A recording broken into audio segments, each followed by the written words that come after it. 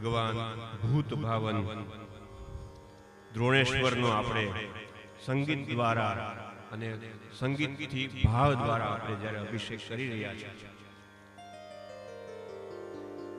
અહીંયા બધાય ભૂત ઉપસ્થિત છે. આમ તો ભૂત એટલે થઈ ગયેલું, જે મટીરિયાલિસ્ટિક જે બધી વસ્તુ છે એ બધી ભૂત છે.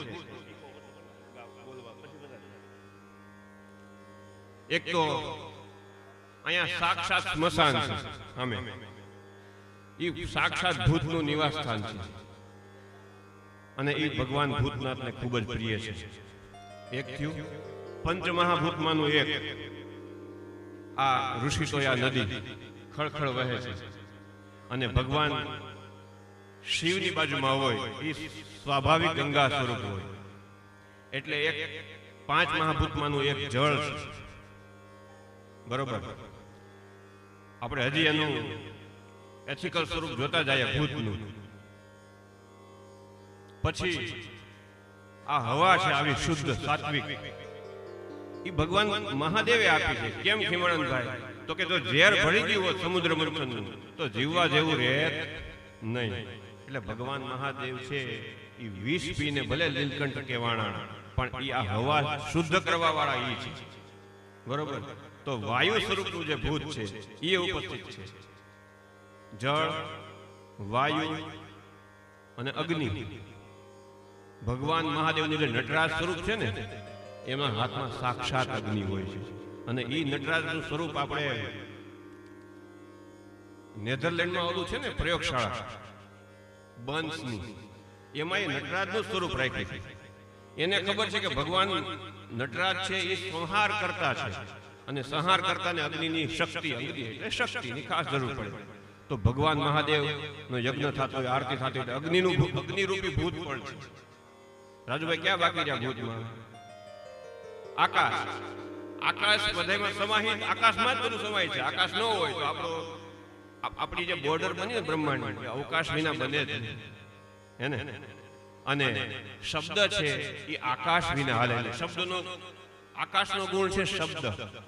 જ્યારે તમે ભાગવતજીમાં આનું વર્ણન સાંભળો ને કેમ એક પછી એક તત્વ બન્યા કે ભાઈ 24 પુરુષ 24 તત્વો બન્યા ઘનશ્યામ મહારાજ, અને 24 માંથી 25મું તત્વ પ્રાણ ઉત્પન્ન થઈ અને પ્રાણ આવ્યું અને પ્રાણ આવ્યા સાથે નારાયણ એટલે કે જળમાં શયન કરવા વાળો જીવ ઊભો થયો એટલે એ પ્રાણ આવ્યો એટલે એને કહેવાનું પ્રાણી. એટલે પ્રાણી સંજ્ઞા એટલે માટે પડી છે આપણે બધાને એમ. હા, એ 24 તત્વ ક્યાં? તો 5 આપણે આગળ વાત કરી 5 તત્વો. બરોબર, પછી એના દેવત્વ વાળા 5 તત્વો, 5 કર્મેન્દ્રિય, 5 જ્ઞાનેન્દ્રિય. બરોબર, અને 4 છે એમાંથી એક મને યાદ છે, એક છે મન, અને પછી એમાં પ્રાણ નામનું જે તત્વ આવે છે. અને એવી રીતના ભગવાન નારાયણ શેષશાહી હોય એમાંથી પ્રચલન કરતા થાય અને એવી રીતના પ્રાણી સંજ્ઞા આપણી બની છે. તો ભગવાન વેરી ગુડ, વાહ ભાઈ વાહ. પંચ તન્માત્રાઓ સરસ, અને ઉપલું મન, આવી રીતના 25 તત્વોનું બનેલું આપણું શરીર છે. એટલે કીધું કે રંગ મહેલ કે 10 દરવાજે સૈયા નિકસ ગયે મેં ના દડીથી. અને એ પ્રાણ છે એ આપણા 9 દરવાજામાંથી એકમાંથી જાય અને એકમાંથી જાય ત્યારે ધ્યાન રાખવાવાળો મારો મહાદેવ એ એક જ એવો દેવ કહેવાય છે કે જે ભૂતને હાચવે અને વિદ્વાનને હાચવે. પણ ભલે ભૂતને હાચવે પણ વિદ્વાન કેવો? પરમ વિદ્વાન. કેમ કે કોઈ પણ કલા આપણી જુઓ બધાની રચના ભગવાન મહાદેવે કરી છે. શરૂઆત આપણે કરીએ સંગીતથી. કેમ ભાઈ સંગીત છે ને એ સાહિત્યથી, તમે સાહિત્યના બહુ શોખીન, પોતે સાહિત્યકારે છો એટલે મારે આમ કેવું તમને કઈ રીતે કેવું અઘરું પડે, પણ સંગીત છે એ સાહિત્યનું મૂળ રૂપ છે. કેમ કે શબ્દ છે ને અર્થરૂપ શબ્દ પછી ગણાણો, ધ્વનિરૂપ શબ્દ પહેલા આવ્યો. ધ્વનિરૂપ શબ્દ પહેલા ઉત્પન્ન થયો છે. ઓ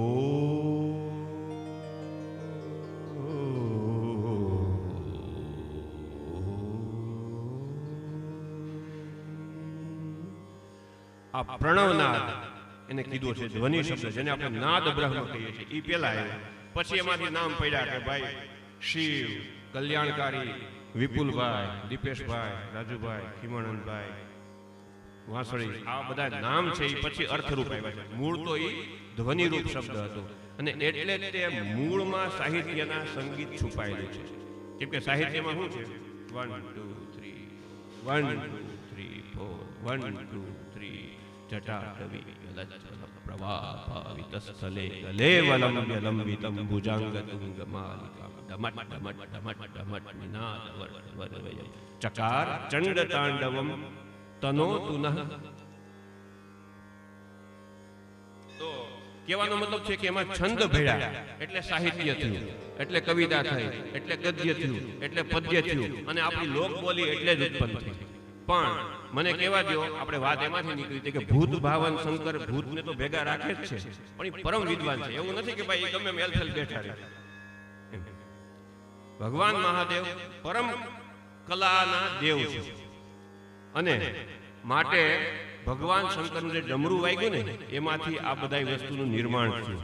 એ ઔ ઋણ ધ્રુવ એવા જે 24 સૂત્રો છે ને, માહેશ્વરના 24 સૂત્રો નીકળ્યા અને એમાંથી આ સમગ્ર વ્યાકરણની રચના થઈ. સમગ્ર વ્યાકરણની રચના તો થઈ, પણ ડમરું છે એ તાલનું દ્યોતક છે. હવે આપણે તાલનું દ્યોતક એટલે માટે કે તાલ વિના આપણું જીવન હાલે છે. હું આગળ આપને કહું તો તમને થોડું ઈકો ઓછો કરી નાખો. એટલે સમજો, તાલના દ્યોતક એટલે માટે કે કોઈ પણ વસ્તુ તાલ વિના હાલી શકતી નથી, આખી સૃષ્ટિ ન હાલે. તમે શરૂઆત, તમે પેદા થાય આપણે તો શરૂઆત છે સમષ્ટિ રૂપ જે હૃદય ધડકતું હશે એની સાથે આપણું જે હૃદયના ધબકારા સિંક્રોનાઇઝેશન થાય એટલે આપણું જીવન ચાલુ થાય. જો બાળક ધબકારા ચૂકી જાય તો કહે કે ભાઈ ગર્ભમાં જ બાળક ધબકારા બોલતા નથી એમ. એટલે તાલ છે, સંગીત છે એ આપણા કણે કણમાં, આપણી સમષ્ટિમાં, આપણી વ્યષ્ટિમાં બધે છે. એટલે માટે આપણે હાલીએ અને તાલ વિના સંગીત સંભવે નહીં. અને તાલની સાથે કોઈ કામ કરતું હશે ને તો આપણે આનંદ થાય. એક સામાન્ય વસ્તુ લઈએ, બેનો રોટલી વણતી હોય તો શરૂઆતમાં છે ને તાલમાં ન આવે રોટલી, બરોબર? આવી રીતના વણતી હોય રોટલી, પણ જ્યારે બેનો એક સરખો તાલ આપવા માંડે ને એટલે પછી રોટલી ગોળે થવા માંડે અને રોટલી બનાવવાનો થાકે ન લાગે. આ છે સંગીત. સંગીત ખાલી અહીંયા સ્ટેજ ઉપર બેસીને ગાવું વગાડવું હોય તો બરોબર, એક પરિશિષ્ટ છે, નવું એક પ્રારૂપ છે, બરોબર? તમે વાડીએ જતા હોય ખેતર અને કામ કરતા હોય કુવાડીથી,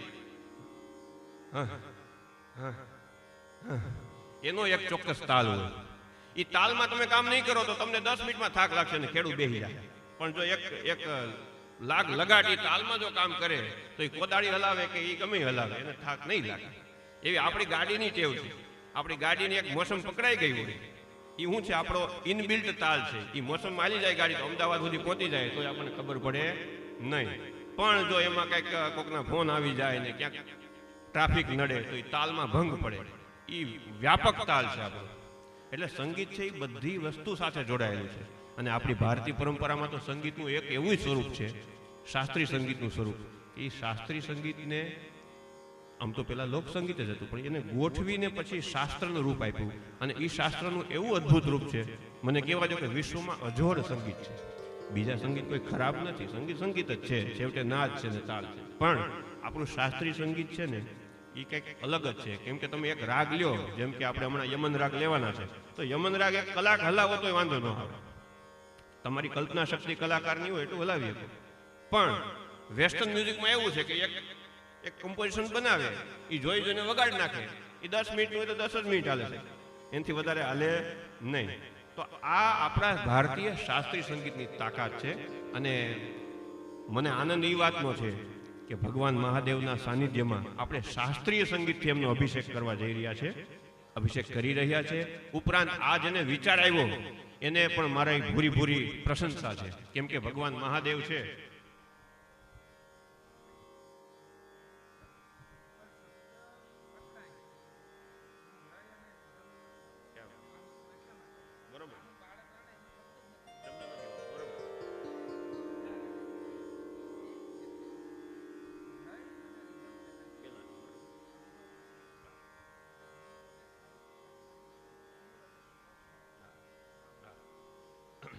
બરોબર છે ખીમાનંદભાઈ. આમાં કોઈ ઊંચું નીચુંની વસ્તુ નથી, પણ એક ધારા જે પ્રવાહ શરૂ થયો હોય ક્યાંથી થયો એની વસ્તુ છે.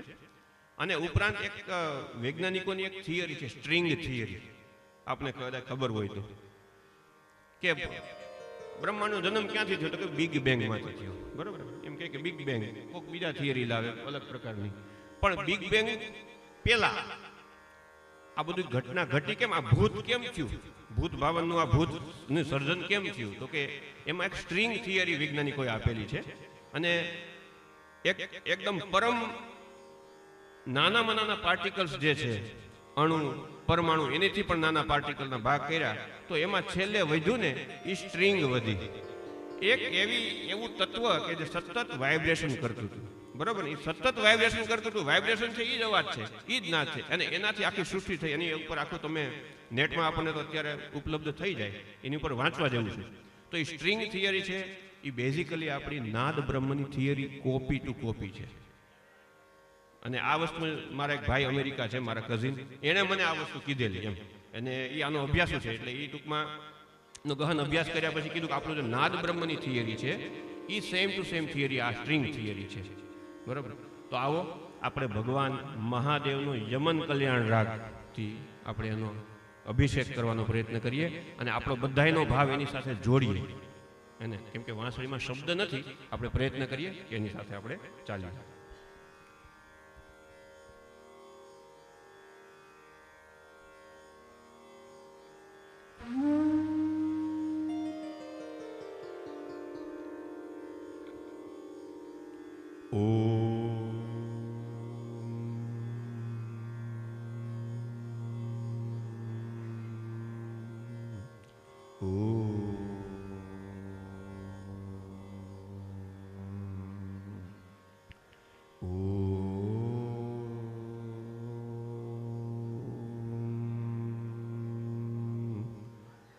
શંખેन्द्वा ભમતીવ સુંદરતનુ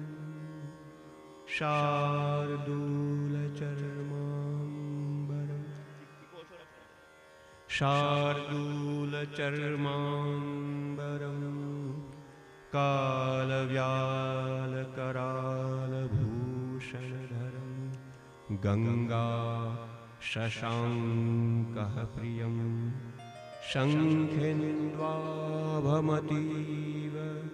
એનો અર્થ એ છે કે શંખ અને ઇન્દુ, શંખમ ઇન્દુ ઇમમ દ્વોહો, આ બેની જેવા ધવલ સ્વરૂપવાળા સુંદર એટલા બધા શંકર ભગવાન છે કે એની સામું જો જોવે.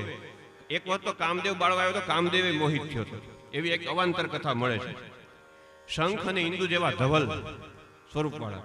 શંખેन्द्वा ભમતીવ સુંદરતનુ શાર્દૂલ, વાઘનું ચામડું પહેરે, શાર્દૂલ ચર્માંબરમ કાલવ્યાલકરાલભૂષણધરમ, કાળરૂપી સર્પનું જેનું આભૂષણ હોય. ગંગા શશાંકઃ પ્રિયમ, ગંગા અને અર્ધચંદ્રમાં લલાટે રાજતો હોય. ગંગા શશાંકઃ પ્રિયમ કાશીશમ કલિકલ્મષૌઘશમનમ, કાશીના અધિપતિ કલ્યાણ કલ્પદ્રુમમ, જે માગો એ આપી દે. ઓલું એક કથા છે ને કે ઉપર બીલીપત્ર ચડાવવા ગયો ને ચોર પોતે જ કઈક ચડી ગયો લેવા, ગળતી લેવા, ચોરને પ્રસન્ન થઈ ગયા. હે ને? કલ્યાણ કલ્પદ્રુમમ, કલ્પદ્રુમ છે, કલ્પવૃક્ષ છે. નૌમિડ્યમ, એવા શંકર ભગવાનને અમે નમીએ છીએ. નૌમિડ્યમ ગિરિજાપતિમ ગુણનિધિમ, એ ગુણનિધિ છે. એ ભલે એમ કહેતા હોય કે અગુણ અમાન માતુ પિતુ હીના ઉદાસીન સબ સંશય છીના. માતા પાર્વતીને કે નારદજી આવીને એની યારે ક્યાં વરવાની છે તમે વાત કરો છો? એને ક્યાં કઈ ગુણ છે? નથી મા બાપ, શમશાનમાં પડ્યો રહે છે, રાખ ચોળે છે, વાઘનું ચામડું પહેરે, કપડાય નથી. એને ઉદાસીન સબ સંશય છીના, એવું નથી કે ભાઈ સ્મશાનમાં રહી.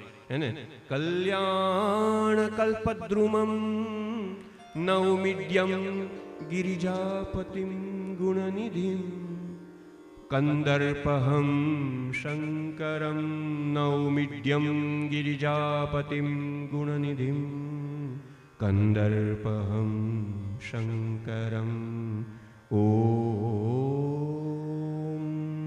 नमः शिवाय। ओम नाद ब्रह्मणे नमो नमः।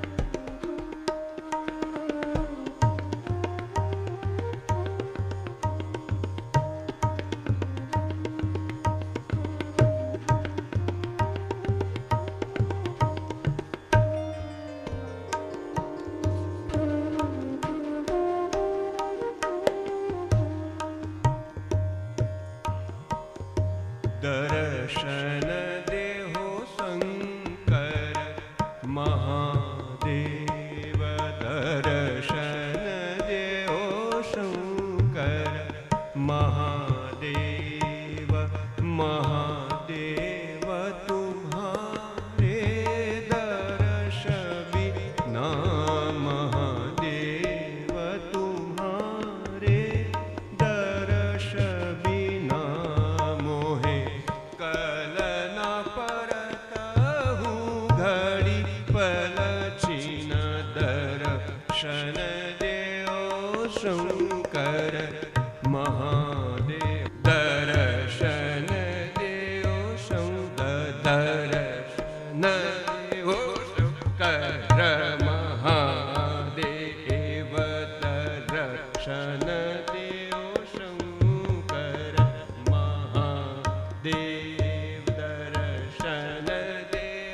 શંકર મહાદેવ મહાદેવ તુમ્હારે દર્શ વિના મોહે કલના પરત હું ઘરી પલચીન દર્શન દેવો શંકર મહાદેવ.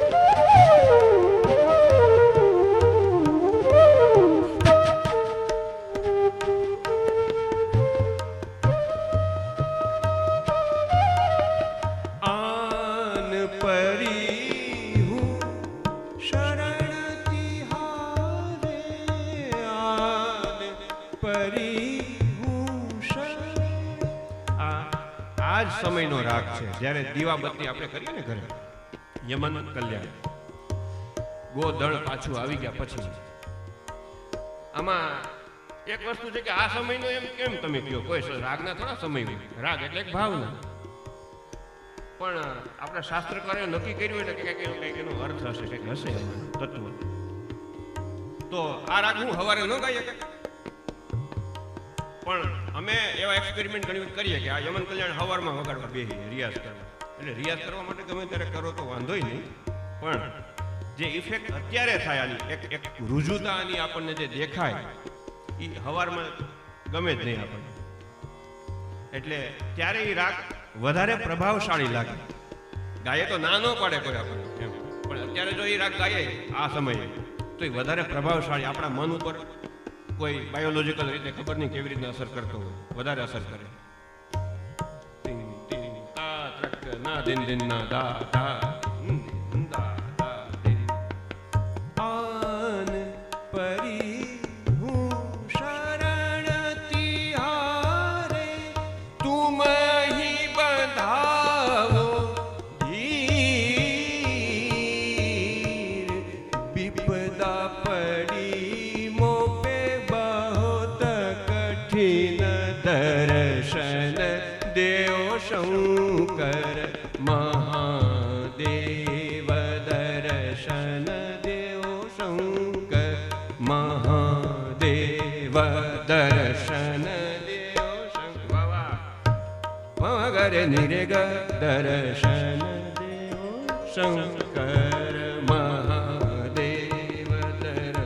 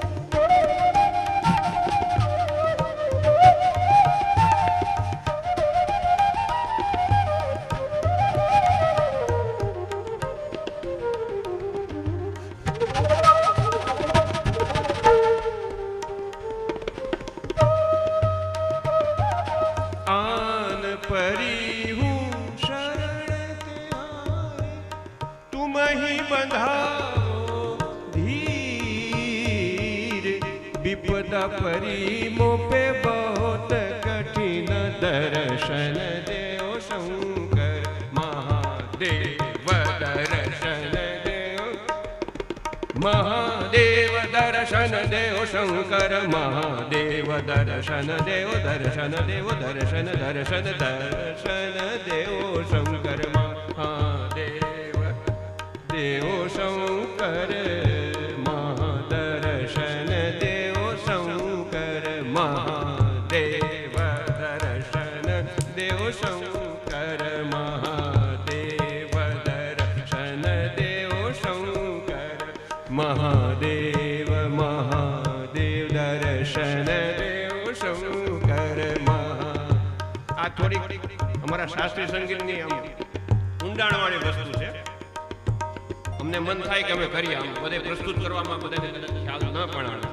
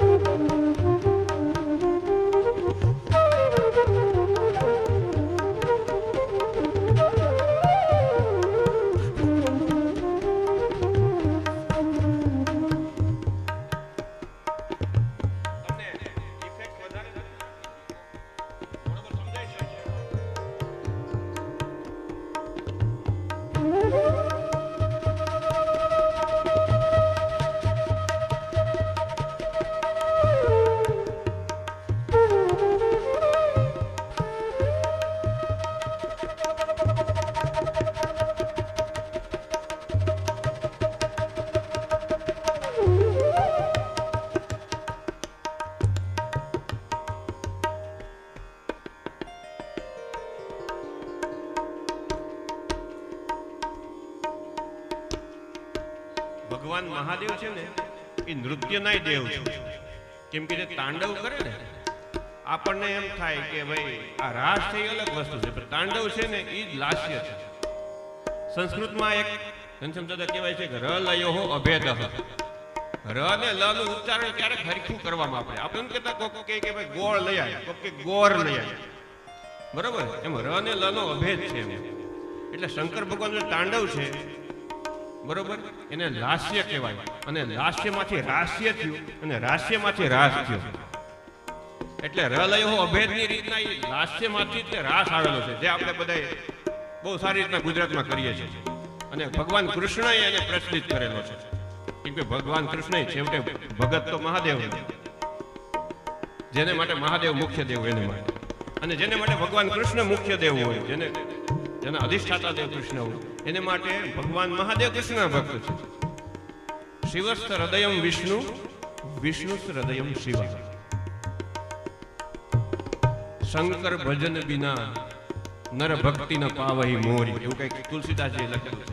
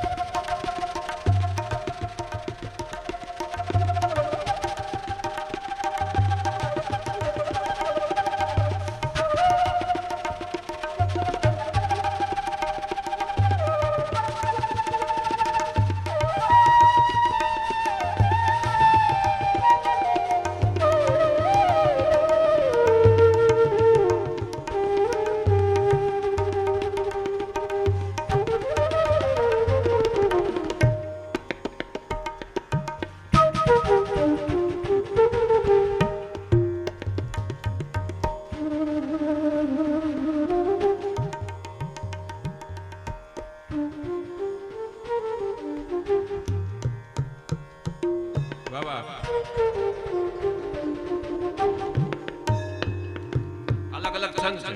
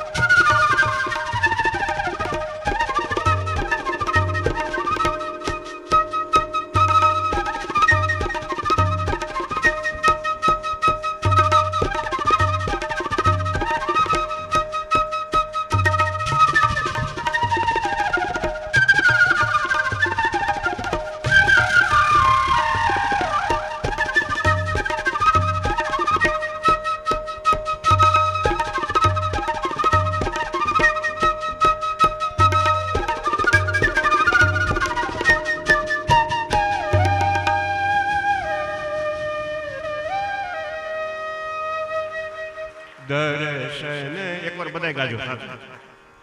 આ તો સ્ટેજ બનાવ્યું, બાકી આપણે બધા ભગવાનની ભક્તિ જ આજ કરવાની છે. દર્શન દેહો શંકર મહાદેવ, દર્શન દેહો શંકર મહાદેવ. મહાદેવ તુમ્હારે દર્શ બિના મોહે કલના પરતા હું ગરી પલ છીન.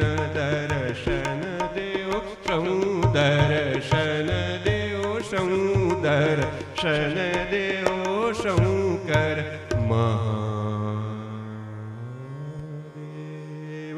ઓમ નમઃ પાર્વતી પતયે. હર હર મહાદેવ.